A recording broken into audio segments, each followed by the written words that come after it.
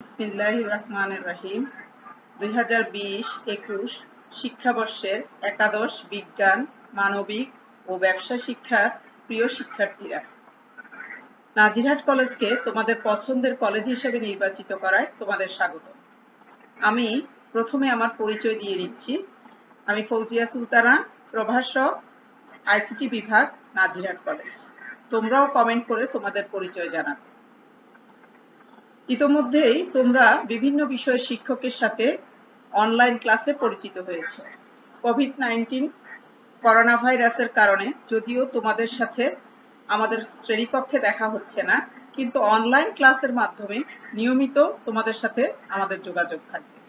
আমরা শিক্ষকরা বিভিন্ন বিষয়ভিত্তিক বিভিন্ন টপিকের উপর ক্লাসগুলো আপলোড দিয়ে দেব। তোমরা ক্লাসগুলো দেখে কমেন্ট করে তোমাদের সুবিধা বা বিভিন্ন প্রশ্ন থাকলে জানাবে। আজকের আইসিটি ক্লাসে আবারও তোমাদের শুভেচ্ছা ও স্বাগত। ভর্তির সময় তোমাদেরকে একটি পাঠ পরিকল্পনা বা প্রসপেক্টাস দেওয়া হয়েছে, তোমরা হাতে পেয়েছো।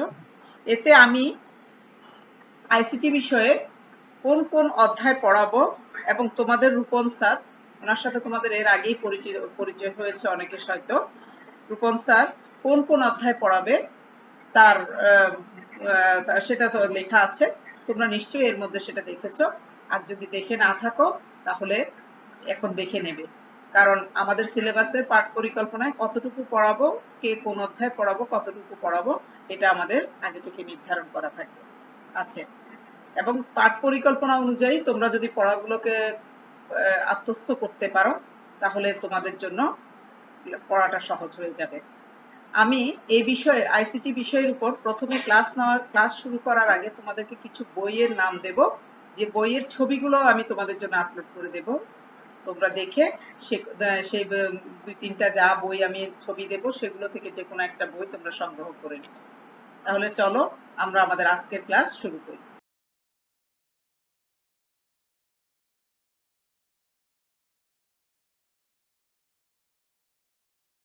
বিসমিল্লাহির রহমানির রহিম 2020-21 শিক্ষাবর্ষের একাদশ মানবিক, বিজ্ঞান ও ব্যবসা শিক্ষার প্রিয় শিক্ষার্থীরা, চলো তাহলে আজকে আমরা আমাদের এইচএসসির আইসিটি বিষয়ের ক্লাস শুরু করি।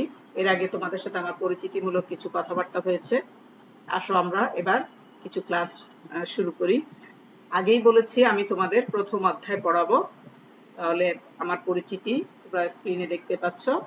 ফৌজিয়া সুলতানা, প্রভাষক, আইসিটি বিভাগ, নাজিরহাট কলেজ, চট্টগ্রাম। তাহলে আমার তোমাদের সিলেবাস, তোমাদের হাতে যে পাঠ পরিকল্পনা আছে সে অনুযায়ী তোমাদের সাথে আমার ক্লাস চলবে প্রথম অধ্যায় নিয়ে, প্রথম ক্লাসগুলো। তাহলে প্রথম অধ্যায়ে আমরা যে প্রথম অধ্যায়ের নাম হচ্ছে তথ্য ও যোগাযোগ প্রযুক্তি, বিশ্ব ও বাংলাদেশ প্রেক্ষিত। লেকচার 1। আজকে আমাদের আলোচ্য বিষয় হচ্ছে, আমরা যেহেতু আজকে তথ্য প্রযুক্তি বিষয় নিয়ে পড়ব, তাই তথ্য প্রযুক্তি কি সেটা আমরা জানবো। তারপর তথ্য ও যোগাযোগ প্রযুক্তি কি সেটা জানবো। তারপর তথ্য ও যোগাযোগ প্রযুক্তির অবদান কি এবং তথ্য ও যোগাযোগ প্রযুক্তিতে ব্যবহৃত উপকরণগুলো কি কি, কোন কোন উপকরণগুলো ব্যবহার করে তথ্য ও যোগাযোগ প্রযুক্তিকে কাজে লাগানো হয়, সেটা নিয়ে আমরা আজকের ক্লাসে জানবো। তাহলে প্রথমে আমাদের একটা জিনিস মনে রাখতে হবে, যে কোনো তথ্য তৈরি করতে গেলে, যে কোনো তথ্য তৈরি হলে, তথ্য যদি আমরা পাঠাতে চাই, সে তথ্যের একেবারে শুরুতে যে জিনিসটা লাগে সে অর্থাৎ তথ্যের কাঁচামালটাই হচ্ছে উপাত্ত বা ডাটা। তাহলে এই ডাটা কাকে বলে? ডাটা বলা হয় সুনির্দিষ্ট আউটপুট বা ফলাফল পাওয়ার জন্য, সুনির্দিষ্ট আউটপুট বা ফলাফল পাওয়ার জন্য প্রসেসিং এ ব্যবহৃত কাঁচামাল সমূহকে ডাটা বা উপাত্ত বলে। তাহলে এই সুনির্দিষ্ট অর্থাৎ যে কোনো একটা বিষয় সম্পর্কে, তথ্য সম্পর্কে জানতে হলে, তথ্য তৈরি করতে হলে, তাহলে সেই তথ্যকে প্রসেস করার জন্য কিছু উপাত্তের দরকার হয়, কিছু ডাটার দরকার হয়। এই কারণে তথ্যের ক্ষুদ্রতম এককই হলো ডাটা, এটা মনে রাখবে। আর ইনফরমেশন অর্থাৎ তথ্য কি? কোনো বিশেষ উদ্দেশ্যে ডাটা প্রক্রিয়াকরণের ফলে প্রাপ্ত ফলাফলকে ইনফরমেশন বা তথ্য বলে। অর্থাৎ যেটাকে প্রক্রিয়াকরণের পরে যে ফলাফলটা আমরা পাই সেটাকে বলা হয় ইনফরমেশন বা তথ্য। যেমন এখানে তোমরা দেখতে পাচ্ছ এলোমেলো ভাবে কিছু ডাটা আছে। ক, তারপরে একটা এক লিখা আছে, টি লিখা আছে, ম লিখা আছে, ল লিখা আছে। তাহলে তোমরা এটাকে যদি সাজিয়ে লিখো তাহলে কি হতে পারে? আমি জানি তোমরা সবাই বুঝে ফেলেছ এটা আসলে কি হতে পারে। এটা আসলে হতে পারে একটি কলম। অর্থাৎ একটি কলমকে যখন এলোমেলো করে রাখা হয়েছে, প্রত্যেকটা অ্যালফাবেটকে, প্রত্যেকটা জিনিসকে এলোমেলো করে রাখা হয়েছে, তখন কিন্তু সেটা আলাদা আলাদা করে কি হচ্ছে, এক একটা ডাটা, অর্থাৎ এক একটা তথ্যের এক একটা কাঁচামাল। এগুলোকে যখন প্রক্রিয়াকরণ করে তৈরি করা হয় সুন্দর করে যৌক্তিক নিয়মে, তখন সেটাকে বলা হয় তোমার ইনফরমেশন বা তথ্য। এবার আসো তাহলে, সুতরাং উপাত্ত এবং তথ্যের মধ্যে আমরা কিছু পার্থক্য দেখতে পাই, সেটা এবার আমরা দেখব কিভাবে। দেখো, ডাটা, ডাটা কাকে বলে আমরা জেনেছি, এবং ইনফরমেশন বা তথ্য কাকে বলে সেটাও আমরা জেনেছি। তাহলে কি ডাটা? কি ডাটা হচ্ছে অগুছালো অবস্থায় থাকা যে কোনো বর্ণ, চিহ্ন, সংখ্যা, এসব কিছুই হলো ডাটা। এলোমেলো করে তোমরা দেখেছো একটু আগে, ক, ল, ম, সেটাকে যখন আমরা এলোমেলো করে দিয়েছি তখন সেটা ছিল ডাটা। আর সেটাকে যখনই আমরা গুছিয়ে একটা যৌক্তিক জায়গায় নিয়ে এসেছি তখন সেটা হয়েছে ইনফরমেশন। ঠিক সেটাই, অগোছালো অবস্থায় থাকা কোনো বর্ণ, চিহ্ন, সংখ্যা, এসব কিছুই হলো ডাটা। আর ইনফরমেশন কি? ডাটাকে প্রক্রিয়াকরণ করে যে অর্থবহ অবস্থা পাওয়া যায় তাকে বলে তথ্য। অর্থাৎ ডাটাকে তৈরি করা হয় এলোমেলো অবস্থা থেকে একটা যৌক্তিক অবস্থায় পরিবর্তন করে নিয়ে আসার পরে যে তথ্যটা যে বিষয়টা, যে ফলাফলটা আসে, যে আউটপুটটা আসে, সেটাকে বলা হয় তথ্য। এরপর হচ্ছে ডাটা হলো প্রক্রিয়াকরণের পূর্ব অবস্থা, কম্পিউটারের ইনপুট হিসেবে ব্যবহৃত হয়। ডাটা হলো প্রক্রিয়াকরণ, অর্থাৎ এলোমেলো অবস্থার একটা সঠিক তথ্যকে এলোমেলো অবস্থায় যখন থাকে বা তখন, অর্থাৎ কম্পিউটারে যখন আমরা মনে করো 2+2 = 4, যখন কম্পিউটারে আমরা 2 ইনপুট করি, তারপর আবার প্লাস চিহ্ন ইনপুট করি, তারপরে আবার প্লাস চিহ্ন ইনপুট করি, এই যে অবস্থা, এটা হচ্ছে প্রক্রিয়াকরণের পূর্বের অবস্থা। এই প্রক্রিয়াকরণের পূর্বের অবস্থাকে কম্পিউটারে ইনপুট হিসেবে ব্যবহৃত হয়, এই অবস্থাগুলোকে ইনপুট হিসেবে ব্যবহৃত হয়। আর অন্যদিকে ইনফরমেশন হলো প্রক্রিয়াকরণের পরের অবস্থা, অর্থাৎ 2+2 যে 4 হলো, সেটা ইনফরমেশন, যা কম্পিউটারের আউটপুট হিসেবে ব্যবহৃত হয়। অর্থাৎ ফলাফল কি? 2+2 এর ফলাফল হচ্ছে 4, সেটা কম্পিউটার প্রক্রিয়াকরণের পরের অবস্থা, এবং সেটাকে আমরা আউটপুট হিসেবে বিবেচনা করে থাকি। একটা কথা মনে রাখবে, সকল তথ্যই ডাটা, কিন্তু সকল ডাটা তথ্য নয়। হ্যাঁ, অনেক সময় অনেকগুলো অপ্রয়োজনীয় ডাটাও থাকবে যেগুলোকে তোমার প্রক্রিয়াকরণ করার মতো যোগ্য থাকে না, তখন সেগুলোকে কিন্তু তথ্য বলা যাবে না। কিন্তু যেই তথ্যই আমরা পাই না কেন, সে তথ্যের যে ক্ষুদ্র ক্ষুদ্র অংশগুলো আছে, সে অংশগুলো, একটা তথ্যের মধ্যে যা যা অংশ থাকে সেগুলো সবই কিন্তু ডাটা। কিন্তু ডাটা কিন্তু, সকল ডাটা কিন্তু আবার তথ্য নয়। আচ্ছা, ডাটা কোনো কিছুর অর্থবহ কিন্তু কিংবা পূর্ণাঙ্গ ধারণা দিতে পারে না। ডাটা যদি তুমি একটা কিছু, আমরা যদি কোনো একটা ডাটা পাই, ডাটার কিন্তু কোনো একটা বিষয় সম্পর্কে একটা অর্থবহ বা পূর্ণাঙ্গ ধারণা দিতে পারে না। কারণ কি? কারণ হচ্ছে ডাটা থাকে এলোমেলো অবস্থায়। তাহলে কি করতে হবে? সেই ডাটাকে যে কোনো তথ্য থেকে সংশ্লিষ্ট বিষয় সম্পর্কে পূর্ণাঙ্গ ধারণা পাওয়া যায়। কিন্তু ডাটা থেকে তুমি পূর্ণাঙ্গ কোনো ধারণা না পেলেও কিন্তু কোনো একটা তথ্য থেকে সংশ্লিষ্ট বিষয় সম্পর্কে একটা ধারণা লাভ করা যায় যে এই বিষয়টা কি হতে পারে। ডাটা ইনফরমেশনের উপর নির্ভর করে না, ডাটা ইনফরমেশনের উপর নেই, অর্থাৎ ইনফরমেশন পেলে তারপর ডাটা তৈরি হবে এমন কিছু নয়। কিন্তু দেখা যায় কি, ইনফরমেশন সম্পূর্ণভাবে ডাটার উপর নির্ভরশীল, অর্থাৎ ইনফরমেশন তৈরি করতে হলেই কিন্তু ডাটা লাগবে, কিন্তু ডাটার জন্য ইনফরমেশন গুরুত্বপূর্ণ নয়। কোনো ছাত্রের ভিন্ন ভিন্ন বিষয়ে প্রাপ্ত নম্বরগুলো পৃথক পৃথক ডাটার উদাহরণ হতে পারে। যেমন একটা ছেলে রহিম বা করিম, তার বাংলায় কত নাম্বার পেল, ইংরেজিতে কত পেল, তার আইসিটিতে কত পেল, তার অন্যান্য বিষয়গুলোতে কোনটাতে কত পেল, এগুলো এক একটা ভিন্ন ভিন্ন নম্বরগুলো পৃথক পৃথক ভাবে এক একটা ডাটা, এক একটা বাংলার নাম্বার একটা ডাটা, ইংরেজির নাম্বার একটা ডাটা, আইসিটির নাম্বার একটা ডাটা। কিন্তু ওই ছাত্রের নাম, রোল নাম্বার, সবগুলো বিষয়ের, অর্থাৎ বাংলা, ইংরেজি, আইসিটি সহ অন্যান্য বিষয়ের সবগুলো বিষয়ের প্রাপ্ত নম্বর যেটা আছে, সে প্রাপ্ত নম্বর বা এসব কিছু একত্রে ছাত্রের একটা সুনির্দিষ্ট ইনফরমেশন বা তথ্য নির্দেশ করে। অর্থাৎ সেই ছাত্রের রোল নাম্বার, নাম এবং সবগুলো বিষয়ের পরে সেই ছাত্র রেজাল্ট কি করেছে, কোন রেজাল্ট পেয়েছে, তার পজিশন কি, তার অবস্থানটা কি হলো, সেটা একটা পূর্ণাঙ্গ ইনফরমেশন বা তথ্য নির্দেশ করে। তাহলে আশা করছি তোমরা ডাটা এবং ইনফরমেশনের মধ্যে পার্থক্যটা বুঝতে পেরেছো। ডাটা হচ্ছে কিছু অগুছালো, কিছু তোমার অগুছালো বর্ণ, চিহ্ন, সংখ্যা এসব, আর ইনফরমেশন হচ্ছে একটা যৌক্তিকভাবে প্রক্রিয়াকরণের মাধ্যমে যে অর্থবহ একটা অবস্থা পাওয়া যায় তাকে বলা হয় ইনফরমেশন। আশা করি তোমরা যদি একটু, তোমরা এখনো সবাই বই কেননি, সে কারণে ক্লাসগুলো দেখে যদি সম্ভব হয় তোমরা সেগুলো পজ করে প্রত্যেকটা প্রত্যেকটা বিষয় সম্পর্কে তোমরা সুন্দর করে খাতায় যদি লিখে নাও তাহলে তোমাদের জন্য সুবিধা হবে পড়তে জানতে। এবার আসো, তাহলে তথ্য গেল এবং ডাটা গেল, এবার প্রযুক্তি কি? প্রযুক্তি কি? প্রযুক্তি হলো জ্ঞানের এমন একটি শাখা যেখানে কি হয়, প্রকৌশল এবং ব্যবহারিক জ্ঞান বিষয় নিয়ে কাজ করা হয়। প্রযুক্তির এমন একটি শাখা যেখানে প্রকৌশল এবং ব্যবহারিক জ্ঞান দুটোকে একসাথে নিয়ে কাজ করা হয়। তথ্য মানুষের অধিকার, এজন্য প্রয়োজন উপযুক্ত প্রযুক্তি, যার মাধ্যমে মানুষ চাহিদা মাত্র সহজে ও ক্ষুদ্রতম সময়ে তথ্য পেতে পারে। এটাই হচ্ছে প্রযুক্তি। কারণ যখনই মানুষ চাইবে, যেভাবে যেখানে যে অবস্থায় চাহবা মাত্রই সে তথ্য পাওয়ার অধিকার মানুষ রাখে, আর সেটার জন্যই প্রযুক্তি ব্যবহার করা হয়। প্রযুক্তি কি? প্রযুক্তি হচ্ছে প্রকৌশল এবং ব্যবহারিক জ্ঞানের বিষয় নিয়ে কাজ করা হয় যে বিষয়টি, সেটাই হচ্ছে প্রযুক্তি। এরপর তথ্য প্রযুক্তি। তথ্য প্রযুক্তি কি? তথ্য প্রযুক্তি হচ্ছে তথ্য সংগ্রহ করা, যে কোনো একটা তথ্য, যে ডাটার মাধ্যমে তথ্যগুলোকে সংগ্রহ করবে, সংগ্রহ করার পরে তথ্যের সত্যতা বা বৈধতা যাচাই করবে। যে সে কোনো হঠাৎ করে যে কোনো একটা তথ্য সত্য কি মিথ্যা সেটা যাচাই না করে সেটা যদি ব্যবহার করা হয় তাহলে সেটা সঠিক তথ্য হবে না। তারপরে সে তথ্যকে সংরক্ষণ করতে হবে, প্রক্রিয়াকরণ করতে হবে, আধুনিকীকরণ করতে হবে, পরিবহন করতে হবে। বিতরণ এবং ব্যবস্থাপনার সাথে সংশ্লিষ্ট প্রযুক্তিকে বলা হয় তথ্য প্রযুক্তি বা ইনফরমেশন টেকনোলজি। সংক্ষেপে এই প্রযুক্তিকে বলা হয় আইটি। আইতে ইনফরমেশন, টিতে টেকনোলজি, সেই হিসেবে তথ্য প্রযুক্তি। তাহলে আমরা কি জানলাম? তথ্য প্রযুক্তি কি? তথ্য সংগ্রহ, এর সত্যতা ও বৈধতা যাচাই, সংরক্ষণ, প্রক্রিয়াকরণ, আধুনিকীকরণ, পরিবহন ও বিতরণ ও ব্যবস্থাপনার সাথে সংশ্লিষ্ট প্রযুক্তিকে বলা হয় তথ্য প্রযুক্তি বা আইটি। এবার যোগাযোগ প্রযুক্তি কি? তাইলে আমরা জানলাম তথ্য কি, তারপর তথ্য প্রযুক্তি কি, তথ্য প্রযুক্তি কি। এবার আসো যোগাযোগ প্রযুক্তি কি? যোগাযোগ প্রযুক্তি কি? কম্পিউটার কিংবা অন্য কোনো যন্ত্রের মাধ্যমে ডাটাকে এক স্থান থেকে অন্য স্থানে কিংবা এক ডিভাইস থেকে অন্য ডিভাইসে স্থানান্তর করার যে প্রক্রিয়া, সেটাই হচ্ছে ডেটা কমিউনিকেশন।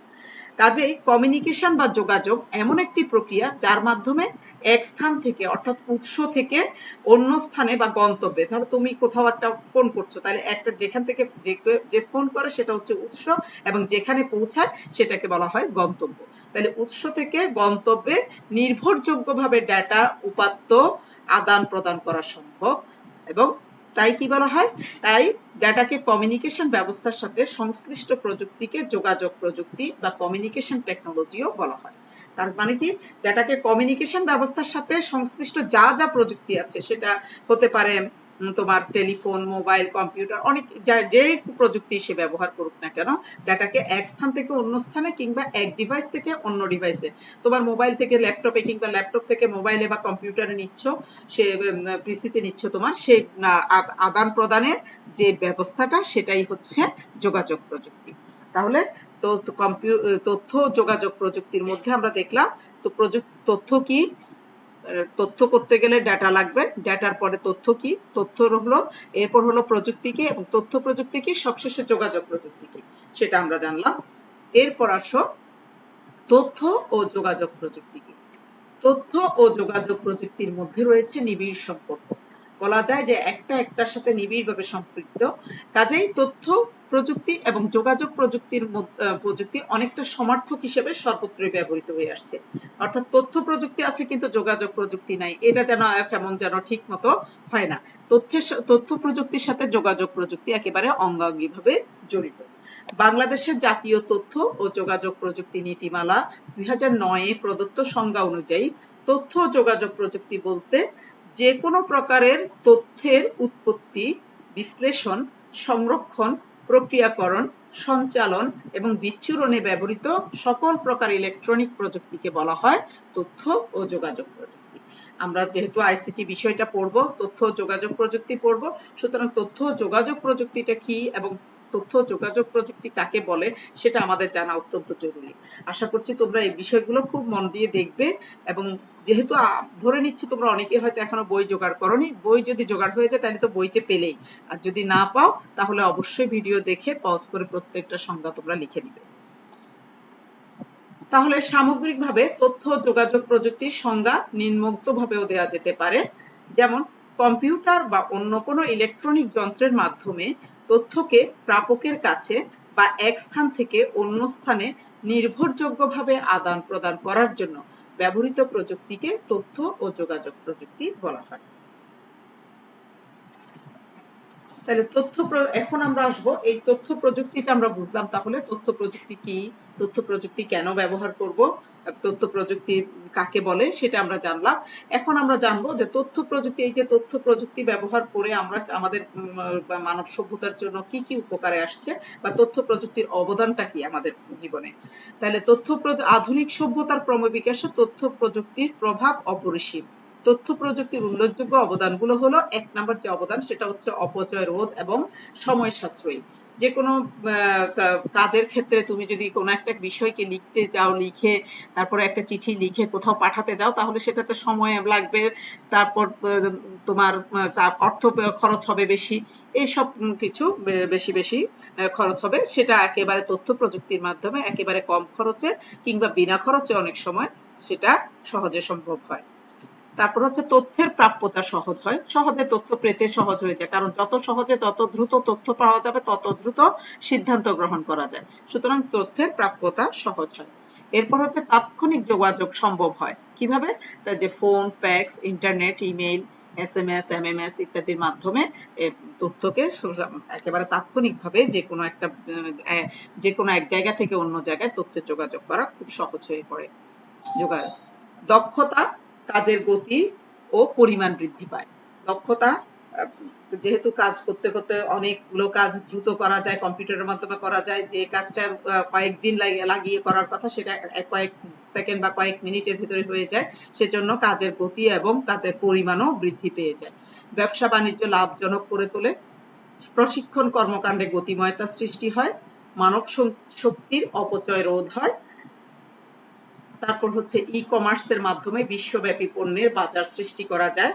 আমরা এটা দেখতেই পাই যে আমাদের মোবাইল, কম্পিউটার সবকিছুতে পণ্যের কি হয়, বাজার সৃষ্টি হয়, সহজে পণ্য বিপণন সহজ হয়ে যায়। ঘরে বসে ইন্টারনেটের মাধ্যমে প্রয়োজনীয় জিনিসের অর্ডার দেওয়া যায়। বর্তমান যে পরিস্থিতি, করোনা পরিস্থিতিতে তোমরা নিশ্চয়ই এখন দেখেছো যে ই-কমার্সের যুগে সহজে ঘরে বসেই সব কেনাকাটা করা সহজ হয়ে যায়। শিক্ষার্থীরা অনলাইনের মাধ্যমে ঘরে বসে ক্লাস করতে পারে ইত্যাদি। যেমন এখন তো তোমরা নিজেরাই দেখছো, তোমরা অনলাইনে বসেই পরিস্থিতির কারণে, পরিবেশ পরিস্থিতির কারণে প্রতিষ্ঠানে না গিয়ে ঘরে বসেই তোমরা শিক্ষার ক্লাসগুলো করতে পারছো।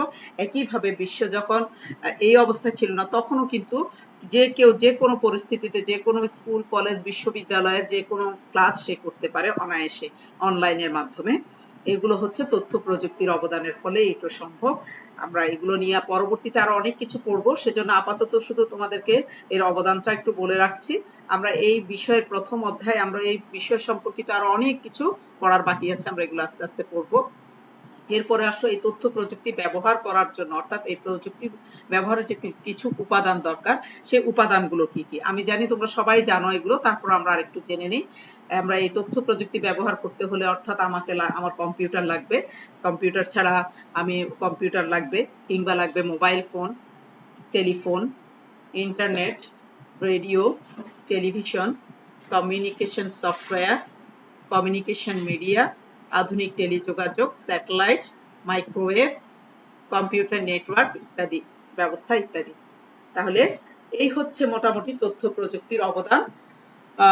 আমরা তথ্য প্রযুক্তি ব্যবহার করতে গিয়ে এই জিনিসগুলো লাগবে। আজকে আমাদের যেহেতু প্রাথমিক ক্লাস, সেজন্য খুব বেশি কিছু আমরা আজকে পড়লাম না, শুধু আমাদের জানার বিষয়গুলোতে আমরা একটু করে, যেহেতু বিষয়টাই হচ্ছে তথ্য যোগাযোগ প্রযুক্তি, সুতরাং এই বিষয়টা সম্পর্কে আমরা একটু আজকে জেনে নিলাম। আগামীতে তোমাদের সাথে এই বিষয়ে আরো পরবর্তী যে টপিক আছে সেগুলো নিয়ে আমি আলোচনা করব। তাহলে আজকের মতো এখানে শেষ করছি। তোমাদের সবাইকে ধন্যবাদ।